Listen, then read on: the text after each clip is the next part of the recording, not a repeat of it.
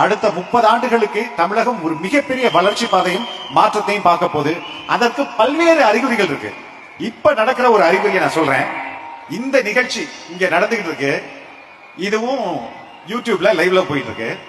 இன்னொரு இடத்துல சிஎம் ஓட ஃபங்க்ஷன் நடந்துகிட்டு இருக்கு. அதுவும் லைவ்ல போயிட்டு இருக்கு. அது ரெண்டையும் கம்பேர் பண்ண போனா நம்ம நிகழ்ச்சிய கிட்டத்தட்ட 10,000 பேர் பாக்குறாங்க. சிஎம் ஓட நிகழ்ச்சிய 85 பேர் தான் பாக்குறாங்க. இது ஃபேக்ட். இது உண்மையான ஃபேக்ட்.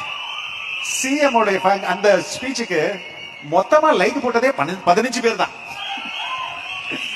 இப்ப இந்த நிகழ்ச்சியில தளபதி இல்ல, எல்லாருமே நிர்வாகிகள் தான் பங்கேற்று இருக்கோம். இதுக்கு வந்திருக்க லைக்ஸே 10,000.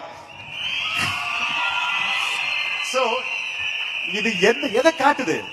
இது வியூஸும் லைக்ஸும் எதை காட்டுதுன்னா மக்களுடைய விருப்பத்தை காட்டுது.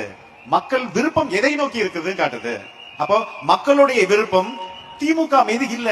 ஏன்னா அவர்களுக்கு நன்னா தெரிஞ்சு போச்சு அது ஒரு தீய சக்தி.